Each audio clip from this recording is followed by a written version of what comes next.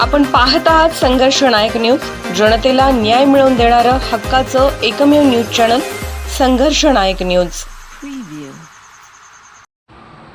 मिरजेत गांजा विक्री विरोधात पोलिसांची धडक कारवाई। 2 किलो गांजा जप्त, सराईत आरोपीचा नातेवाईक जेरबंद। केंद्र शासनाच्या नशामुक्त भारत अभियान अंतर्गत सांगली जिल्हा पोलिसांनी अंमली पदार्थ विक्री विरोधात कारवाईची मोहीम तीव्र केली असून महात्मा गांधी चौक पोलीस ठाण्याच्या पथकाने मिरज शहरातील कैकाडे गल्ली परिसरात छापा टाकून 50,000 रुपये किमतीचा 2 किलो तयार गांजा जप्त केला। या प्रकरणी चाशा अली हुसेन सय्यद वय 57 राहणार कैकाडे गल्ली मिरज याला अटक करण्यात आली आहे।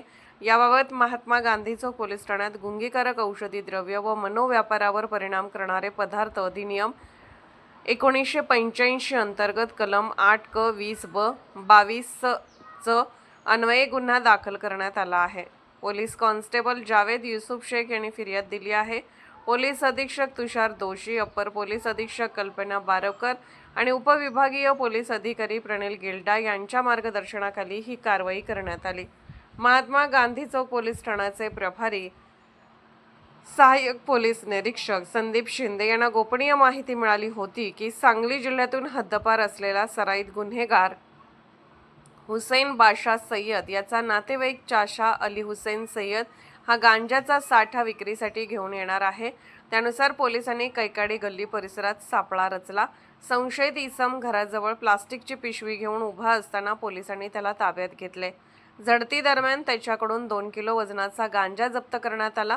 प्राथमिक चौकशीत हा गांजा मिरज परिसरात किरकोळ स्वरूपात विक्रीसाठी आणल्याची कबुली आरोपीने दिल्याचे पोलिसांनी सांगितले।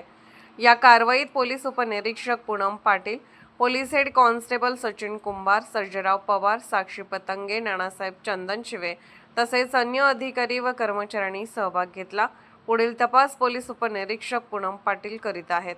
महात्मा गांधी चौक पोलीस ठाण्याने यापूर्वीही नशेची इंजेक्शने, गांजा, प्रतिबंधित गुटखा आणि नशेच्या गोळ्या विरोधात प्रभावी कारवाया केल्या असून त्यांच्या सातत्यपूर्ण कामगिरीची दखल घेत पालकमंत्री चंद्रकांत दादा पाटील यांनी पथकाचा गौरव केला होता। दरम्यान अंमली पदार्थ विक्री व नशेखोरी विरोधात नागरिकांनी पोलिसांना माहिती देऊन सहकार्य करावे असे आवाहन सांगली जिल्हा पोलिसांनी केले आहे। संघर्ष नायक न्यूज चॅनलला लाईक करा, शेअर करा आणि सबस्क्राईब करा।